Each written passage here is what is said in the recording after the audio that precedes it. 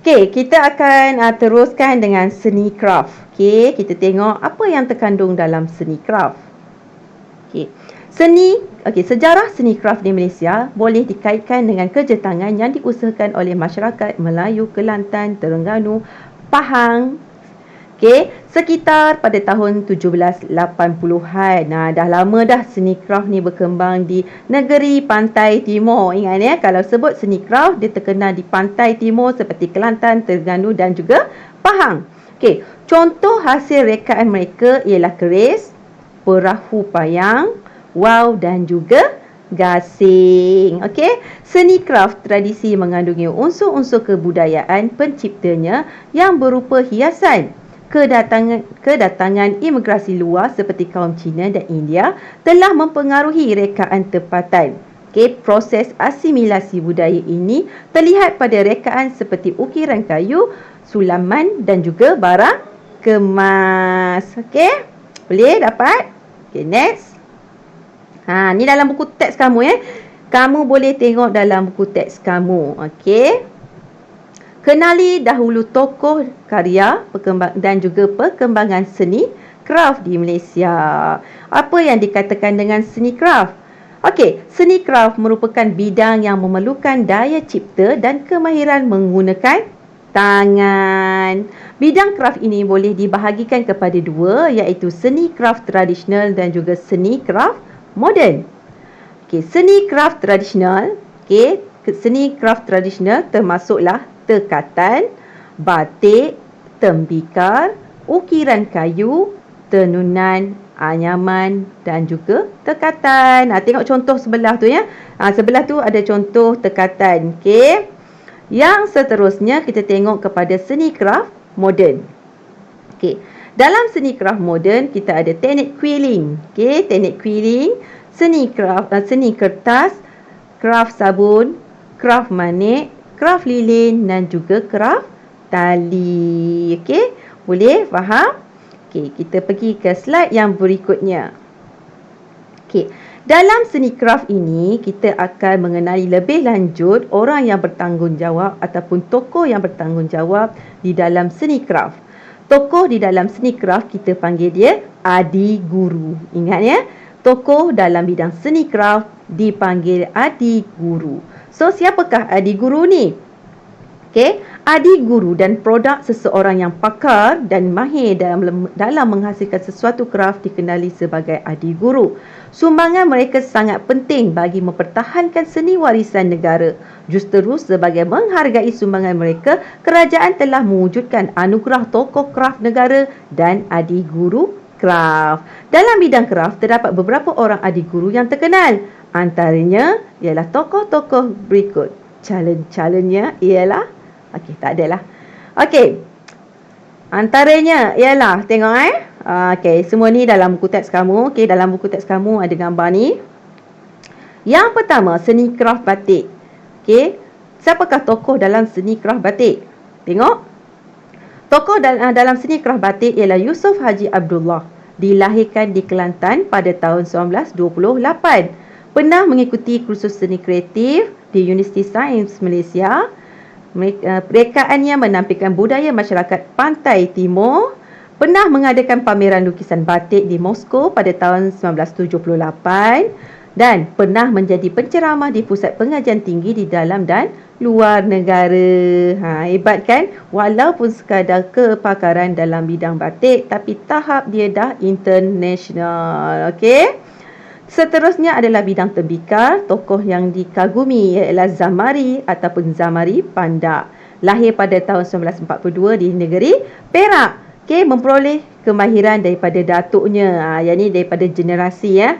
Berpengetahuan luas dalam teknik penghasilan tembikar dan menjadi pakar rujuk dalam khidmat nasihat kepada pelajar dan juga orang perseorangan. Bagus dia kan kongsi ilmu.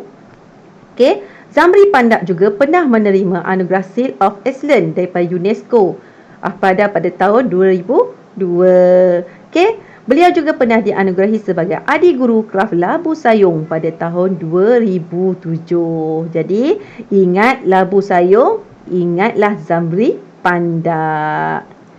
Okey, seterusnya dalam bidang ukiran kayu. Tokohnya Haji Abdul Rahman Long. Dilahirkan di negeri Terengganu pada tahun 1943. Haji Abdul Rahman Long mewarisi kemahiran seni ukiran daripada ayah dan datuk dia. Okey, beliau merupakan pakar dalam ukiran kayu tradisional dan penghasilan sarung serta hulu untuk senjata Melayu seperti keris. Dia ukir dekat keris, ada keris dekat bahagian ulu tempat kita pegang tu, dia ukir kat situ. Okey, inilah adik gurunya. Okey. Hasil karyanya menghiasi Bank Negara dan Istana Negara.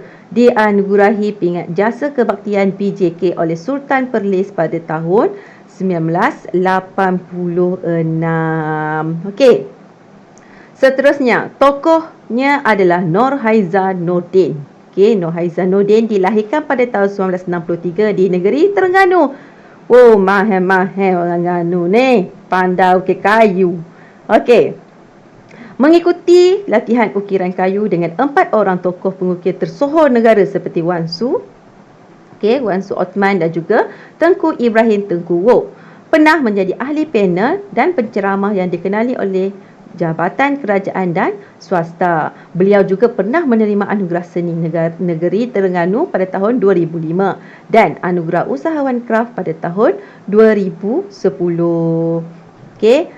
Beliau juga pernah dianugerahi sebagai adik guru kraft ukiran seni halus pada tahun 2011. Hebat-hebat orang Terengganu ni, ada adik guru belaka. Okey, seterusnya kita tengok pada seni kraft tenunan. Tenunan ni yang kain. Tenun kain kan. Okey. Tokoh yang pertama ialah Hajah Habibah Zikri. Okey, Hajah Habibah Zikri yang lahir pada tahun 1948 di negeri Kedah. Wow, orang Kedah. Okey, mendapat pendidikan di ITM dalam jurusan tekstil, pernah memberi nafas baru kepada kain songket agar boleh dimiliki dan diterima pakai oleh semua masyarakat. Okey. Banyak dia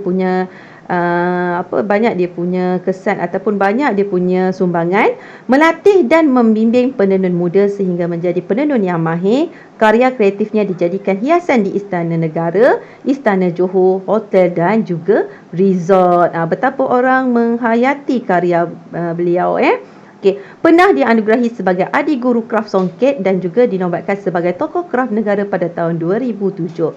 Ingat songket, ingat Hajah Habibah. Okey, seterusnya kita pergi pada tokoh yang seterusnya iaitu tokoh Hajah Natifah ataupun Nortipah Abdul Kadir. Siapakah Puan Hajah Natifah ini? Okey, beliau lahir pada tahun 1944 di Pahang, orang Koi juga. Okey, mewarisi kemahiran menenun daripada keluarganya, membangunkan dan memajukan kegiatan menenun dalam kalangan masyarakat tempatan. Beliau mahir dalam menenun kain lima dan seni tekat gubah. Dia anugerah sebagai adik guru kraft tenun Pahang Diraja pada tahun 2006. Kalau sebut tenun Pahang, kraft tenun Pahang Diraja, dia adalah Hajah Natifah. Okey, setakat ni adakah kamu faham dan adakah kamu cukup mengenali tokoh-tokoh yang telah kita pelajari tadi? Okey, cikgu harap kalau sekiranya ada tertinggal di mana-mana, kamu boleh buka balik buku teks kamu. Okey. Seterusnya, kita kenali pula dengan seni kraft anyaman. Tokohnya adalah Aminah Haji Ahmad. Okey, lahir pada tahun 1928 di negeri Melaka. Mewarisi kemahiran menganyam daripada keluarganya. Okey, mengajar orang perseorangan dan pelajar sekitar Melaka tentang anyaman rombong. Menghasilkan teknik pemprosesan bahan mentah dan anyaman yang lebih mudah. Dia anugerahi sebagai adik guru kraft anyaman rombong pada tahun 1988. Okey, bila sebut tentang Aminah Haji Ahmad, kamu kena ingat tentang anyaman rombong. Okey, password dia anyaman rombong. Username dia Aminah Haji Ahmad. Okey, seterusnya adalah tokoh Ishak Kasim. Dilahirkan pada tahun 1959, juga orang Melaka. Orang Melaka pandai menganyam. Okey, mengikuti latihan jangka pendek anyaman rotan anjuran kraft tangan Malaysia, pernah menjadi tenaga pengajar dalam latihan industri yang dikelolakan oleh Jabatan Kerajaan. Pernah menjadi naib johan kategori bidang kraft rotan anjuran UNESCO pada tahun 2003. juga pernah dianugerahi sebagai Adik Guru Kraf Anyaman Rotan pada tahun 2011. Sebut Anyaman Rotan, ingatlah Ishak Kasim. Wah, ada lagi. Cikgu ingat dah habis. Okey, ada lagi iaitu seni kraf tekatan. Okey, tokoh yang pertama untuk seni kraf tekatan adalah Hajah Azizah Muhammad Yusof. Hajah Azizah Muhammad Yusof lahir di Perak pada tahun 1938. Mewarisi kemahiran daripada ibunya dan memajukan kegiatan menekat dengan membuka bengkel dan juga ruang pameran. Kreatif memilih dan mengubah reka bentuk berunsurkan motif flora. Okey, dia pandai reka bentuk corak berunsurkan motif flora. Dan juga sering diundang menjadi pengajar dalam pelbagai program yang diadakan di dalam dan luar negara. Beliau juga pernah dianugerahi sebagai Adik Guru Kraf Tekatan pada tahun 1995. Okey. Dan tokoh yang kedua dalam seni tekatan ialah Aina Tishah Bilaldin. Dilahirkan pada tahun 1914 di negeri Perak. Mempelajari seni tekat daripada ibu dan neneknya, mempunyai produk kreatifnya sendiri, mendapat tempahan daripada masyarakat setempat, kerabat diraja juga pembesar istana. Okey, beliau juga pernah dianugerahi sebagai Adik Guru Kraf Tekatan pada tahun 1987. Okey, ramai tokoh yang kita perlu kenal. Okey, kita tengok pula seni kraf punya institusi. Tadi kita kenali tokoh seni kraf, sekarang kita kena kenali dulu institusi seni kraf. Okey. Dalam institusi seni kraf, kepelbagaian bidang kraf di Malaysia turut menggalakkan penubuhan beberapa institusi bagi mengembangkan industri kraf ini. Antaranya institusi tersebut ialah Perbadanan Kemajuan Kraf Tangan Malaysia dan juga Institut Kraf Negara. Maksudnya bila ada kraf ataupun adanya sesuatu hasil seni itu, maka akan wujudnya institusi dia. Okey, persatuan dan institusi dia. Okay, kita tengok. Okey, antara institusi kraf yang terkenal di Malaysia ialah yang pertama, kamu tengok dalam buku teks kamu, foto 1.1, iaitu Perbadanan Kemajuan Kraf Tangan Malaysia. Okey, yang ditubuhkan pada 1 Oktober 1979. Okey. Apakah tujuan dia? Apakah peranan Perbadanan Kemajuan Kraf Tangan Malaysia? Okey, peranan dia memelihara dan melindungi warisan kraf negara sebagai satu industri yang berdaya maju dan mantap dalam pasaran tempatan dan antarabangsa. Seterusnya, tengok ke atas saya. Okey. Okey, kita tengok ya. Okey. Yang ke atas tu adalah foto 1.2, iaitu Institut Kraf Negara. Okey, ditubuhkan pada bulan Ogos tahun 2001. Peranan dia bertanggungjawab melahirkan modal insan yang berkemahiran, berilmu pengetahuan, menguasai teknologi dan juga peka terhadap warisan kraf.